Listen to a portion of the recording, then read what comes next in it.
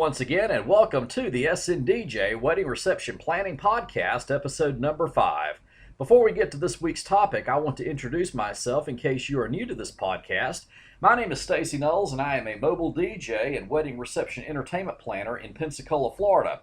I have owned and operated SNDJ Entertainment for almost 19 years. In this series of podcasts, we've been talking about planning a wedding reception and giving you some tips on how to make that process easier and stress-free. In our earlier episodes, we also talked about ways to save money on your wedding, and regardless of where you are in the country or the world, you will benefit from the tips included in this series of podcasts when it comes to saving money on your wedding. We also talked about the entire planning process and detailed a sample outline of events for a wedding reception to give you some ideas. If you haven't gone back and listened to the first 4 episodes, I encourage you to do that because you will get a lot out of it. Also, even though we are located in Pensacola, Florida, this podcast is for everyone, regardless of where you live. I know it's been a few weeks since we've done a podcast. I've been very busy over the past few weeks. I spent a week in Las Vegas attending a mobile DJ convention where I attended seminars, workshops, and met with other wedding DJ professionals from around the world. We had a great week. I then had a wedding to plan and prepare for as soon as I got back, in addition to my work on the radio. So I've been pretty busy, but it is good to be back and producing these podcasts for you. And like I said before, I know you're definitely going to get something out of it.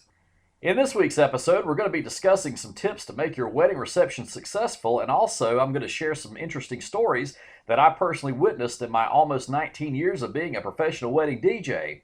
And some of the tips we're going to be talking about deal with your wedding day overall and not just the DJ end. So again, I know this will help you out when you're planning your wedding reception. Let's get started. Tip number 1, make sure your DJ is set up at the edge of the dance floor. Now this is a very important tip, but one most brides and grooms don't really think about too much when they're looking at their reception layout in the room. And we've seen layouts where the dance floor is right there in the middle of the room, but the DJ's in the back corner somewhere with tables between his setup and the dance floor. There are several reasons why you want to have your DJ set up on the edge of the dance floor with nothing between them and the dance floor, but I'm only going to talk about a couple of reasons. First, you want to have what we call our sweet spot. Now the sweet spot is the area where the music will be the loudest. Now think about this, when you were in middle or high school, you were probably at a school dance and you loved being right up there in front of the speakers where the music was loudest on the dance floor. Also, the light show will be a lot better as well if the DJ is set up by the dance floor. If you set up the DJ table at a corner away from the dance floor with tables between the DJ and the dancing area, the DJ will then have to crank the music up even louder to reach the sweet spot on the dance floor, and the light show will also be lighting the tables in front of the DJ table and may not even make it to the dance floor depending on how far away you are. So your sound quality will not be as good and you won't get the full benefit of the light show if your DJ is set up away from the dance floor.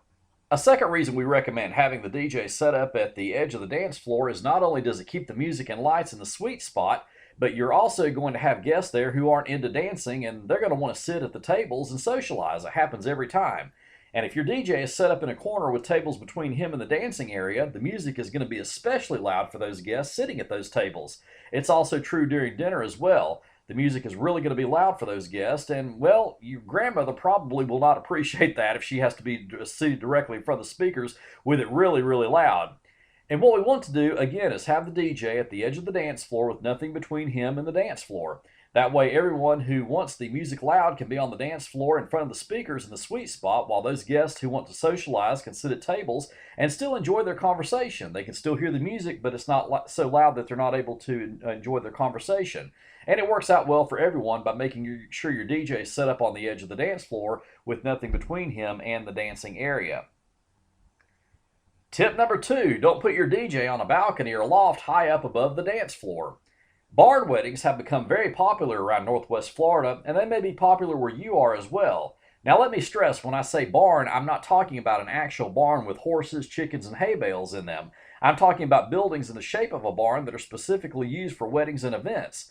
Many of these places will have a loft where they recommend the DJ set up. Normally it's a balcony or loft above the dance floor area. A lot of brides are led to believe this will create more room for tables and a larger dance floor, and while that is definitely true about saving room by putting your DJ up on a loft, it's going to compromise the quality of your sound. See, when you put the DJ up on the loft above the dance floor, you're going to lose a lot of the bass and the sound quality is not going to be as good. If you set up on the floor by the dance floor, your sound quality will be so much better because you won't be losing any of that bass, and, well, let's face it, everyone loves dancing with bass. Imagine hearing a DJ's speakers at ground level with the bass, then imagine his speakers above the dance floor. It's going to sound more like the music is coming from your high school PA system. So that's the main reason we don't recommend having your DJ set up in a loft or balcony above the dance floor.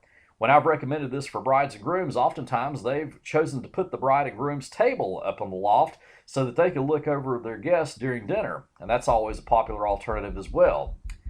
Another aspect to consider besides sound quality is a lot of these lofts don't have elevator access, which means if your DJ did set up there, it would require them to carry several loads of equipment up a flight of stairs. Well, in all honesty, a lot of DJ services will not carry their equipment upstairs, and their contract will state that they require an elevator if they have to set up above the first floor. Plus, a lot of insurance companies require there to be an elevator as well, meaning if there are stairs, they won't cover the equipment for the liability of the person carrying the equipment in case something gets dropped. And not all insurance companies will require that, but many do because they see stairs as a major liability when you're talking about carrying several pieces of heavy equipment upstairs. But let's say your DJ service agrees to set up in the loft and it's not a liability issue for them. A lot of times they will charge extra labor fees because they will have to hire extra help to carry the equipment up there. So that's something else you may want to consider as well. So again, keep in mind if your venue has a loft and they recommend the DJ set up in the loft, the quality of the sound will not be as great and you might be looking at extra labor charges if the DJ service agrees to set up in that area. Tip number 3, make sure you have a backup plan if you're going to be having your wedding outside. Now this is a tip that we highly recommend because if you're planning an outdoor wedding or reception, be sure to have a backup plan in case of bad weather. And really that goes for any type of event. It doesn't necessarily have to be a wedding. If you're planning any type of event outside, you always want to make sure that you've got a backup plan in case the weather doesn't cooperate. Now most people think of bad weather as just rain, and that's the first thing that comes to mind when most people hear us say bad weather. Well, obviously, if there's going to be rain in the forecast on your wedding day, you're going to want to keep that in mind. If you're planning your wedding, say, 6 months to a year out, that's going to be impossible to know what the weather will be on your wedding day, which is why having a backup plan early on is so important. Here on the Gulf Coast, our weather can be very unpredictable, especially as we get into the summer months, and brides love to have beach weddings. After all, it is Florida, so you can imagine a lot of people want to have their wedding on the beach. Well, during the months of June, July, and August, the forecast at 10 a.m. can be nice and sunny for 5 p.m., but then just a few hours later, we could be having brief, strong thunderstorms moving in due to the heating of the day. And it's not even out of the question that we may not have a tornado watch posted.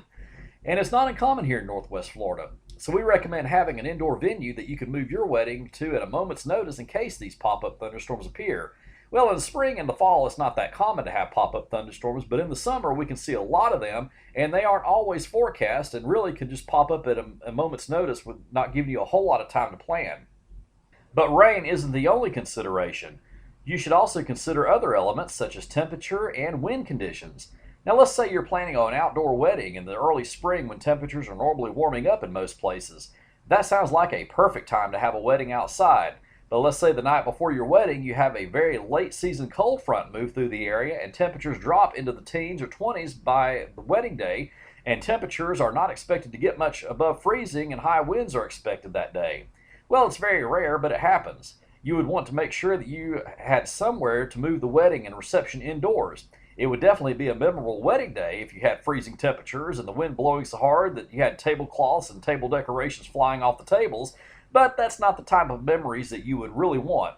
So definitely make sure that you have a backup plan for any outdoor event that you may be planning because you just never know what the weather may do. Tip number 5, do not set up a timeline or a time schedule for your reception. And we talked in depth about this in an earlier episode, but I did want to touch on it again since it is so important. You don't want to set up a strict time schedule or a timeline for your reception. Timelines and time schedules are great for everything up to and including your ceremony, but when it comes to your reception, that's the time you want to be able to sit back, relax, and have fun for the last part of your wedding day. You may have other vendors convincing you that you need to set up a strict time schedule for your reception, but trust me, you don't. Setting up a strict timeline for your reception will only add more stress on you. It'll make your reception feel more structured and not laid back, fun, and relaxing. And for the reception, the only times that you want to set up is a start time, which is the time that you want your DJ set up and playing background music, a time for your catering staff to have dinner ready, and an end time. That's it. And to find out more details about wedding timelines, be sure to listen to episode 2 and 3 of the SNDJ Wedding Reception Planning Podcast, where we go into more details about this. So I hope that those simple tips can help you out in your planning process. Now let's talk about some interesting stories. In my almost 19 years of owning and operating SNDJ Entertainment, I have definitely seen my fair share of amazing things and could possibly even write a book on the stories I could tell you. But I wanted to share just a few of those with you now, and some of these will be sweet, emotional, and even humorous. Okay, story number one, the brother who did a surprise dance for his sister. Now, this is one that was very emotional. In 2007, I was hosting a wedding reception for a bride and groom. I had done most of the planning with the bride before the wedding, like I do with most of my weddings. And we'd planned everything out, including her sequence of events with her spotlight dances. I noticed she did not have a father bride dance listed, and she just simply said her dad would not be there, but never gave a reason why. Well, the day of the reception, as guests began coming in, the bride's brother came up to me, and he told me the reason she didn't have a father bride dance listed was because their dad had passed away just a few years before. And he said she was upset that she wouldn't be able to do a dance with her dad, so the brother asked me if he could do a surprise brother bride dance instead. He said he knew he wouldn't be like dancing with her dad, but he did want to give her a special moment. So I told him we could definitely do that, and after the bride and groom's first dance, the brother went and grabbed his sister by the hand, took her out on the dance floor, and we did a special dance for them.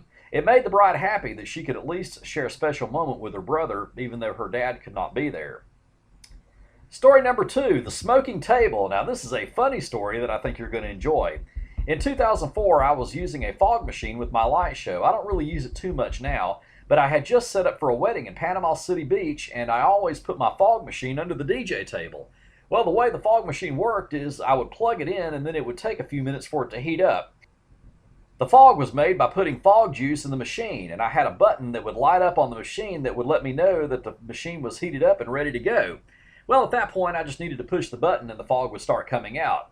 Well, at this particular wedding, I had plugged the machine in and walked away from the DJ table for a few minutes, but I was unaware that something was pressing the fog trigger button down, so as soon as the machine heated up, fog started coming out from under the DJ table, and it looked like smoke coming from underneath the tablecloth. Well, I immediately saw the wait staff members running over to the DJ table in a panic. Well, they thought the system was on fire, and I immediately knew what it was and went over there, pulled off whatever it was that was resting on the trigger button, and then the fog stopped. Well, you should have seen the look on the servers' faces when they found out what really caused the smoke, which was just my fog machine activated. They actually laughed after that. I still have my fog machine today, but I haven't used it in years. They do tend to set off smoke alarms from time to time, so a lot of venues will not even allow them to be used. Story number three, Heartland wishing the couple well. Well, in 2008, we used to have a festival here in Pensacola called the Beulah Sausage Festival, and it usually featured new and upcoming country music artists.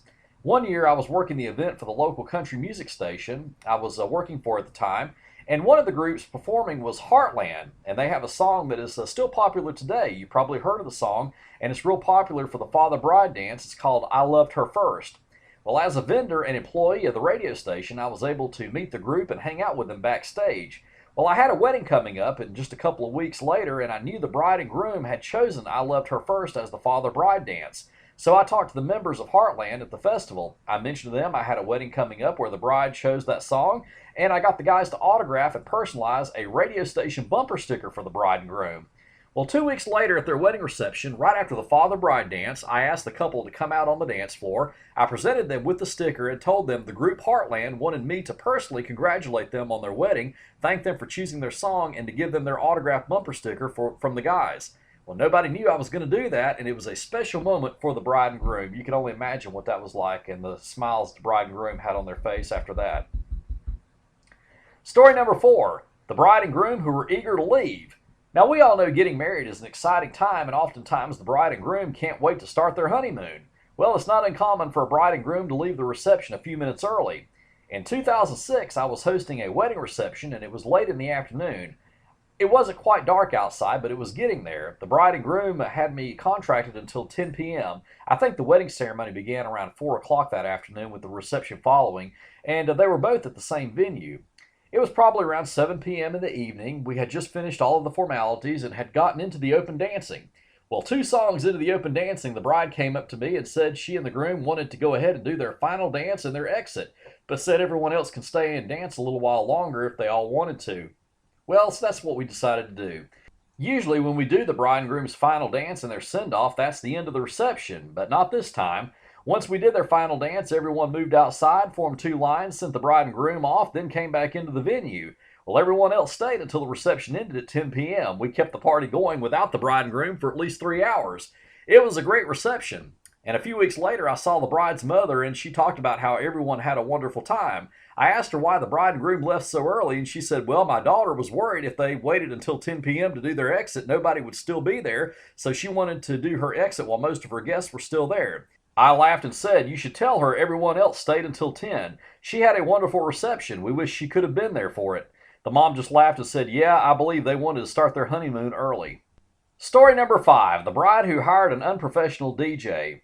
One Friday afternoon, it was around 4 p.m. or so, I was in my office at home watching TV. This was a weekend. I did not have any events, so I was looking forward to doing nothing all weekend long. Well, my phone rang, and so I answered it. It was a bride who sounded like she was in a panic. She asked if I was available to DJ her wedding the next night, which was Saturday. I told her I was, and she proceeded to tell me that she had hired a DJ months ago and hadn't heard back from him since she sent her retainer fee and booked the date. She said that she had tried reaching out to the DJ, but he had not returned her calls, had not returned her emails, and she said she had no idea if he was planning to show up for her wedding or not.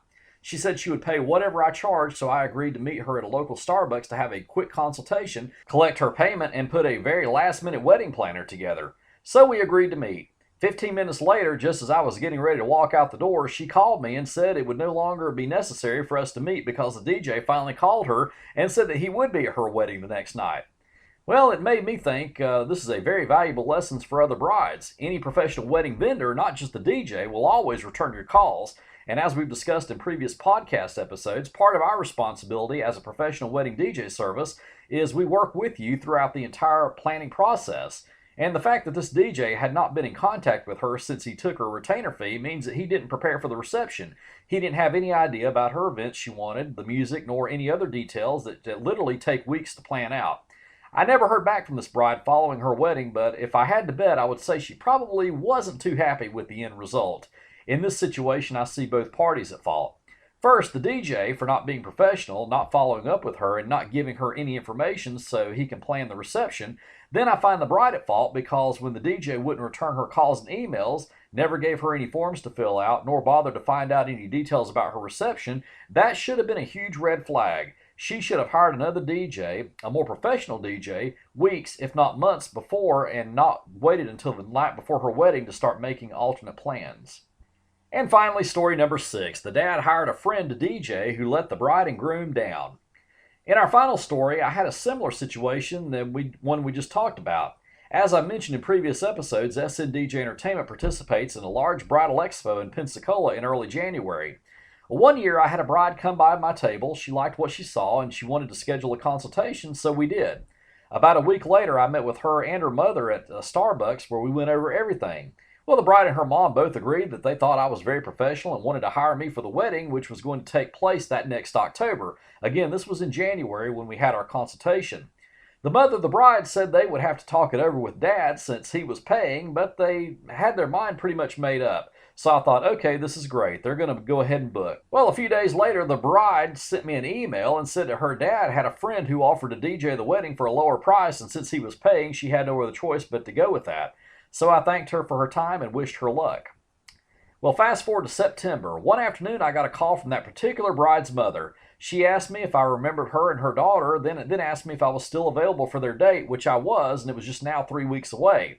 Well, she explained to me the DJ friend her husband had hired just informed them that he had another booking that day that he had forgotten all about and said he would not be available for their wedding. Again, he agreed to do their October wedding in January and just realized in September that he had another booking. Not very professional, in my opinion. Well, the mother of the bride then told me that they wanted to go ahead and hire me. She said, you were the one we wanted for our DJ in the first place. So I've told my husband we're going to make the decision this time. So anyway, I did their wedding 3 weeks later and everything went great. I was happy that situation had a happy ending. Unfortunately, though, that sort of thing happens a lot when people hire friends to be their DJ and they aren't professional. I know I didn't know this DJ, but like the DJ in the last story, he obviously wasn't professional because he would have known immediately he was booked for their wedding day, or if he didn't, he would have realized it pretty quickly and notified them well before 3 weeks out. Now, in our next podcast, I'll be answering some questions I've received, and we'll have some more tips and stories for you. If you have any questions you'd like for me to address next week, please feel free to reach out. You can call or text me directly on the SNDJ Entertainment phone number at 850-501-1590, or you can email me directly at weddings@sndjpensacola.com. That's weddings@sndjpensacola.com. Once again, my name is Stacy Knowles, Entertainment Director and Professional Wedding DJ at SNDJ Entertainment in Pensacola, Florida. Thank you so much for listening, and I'll talk to you next week.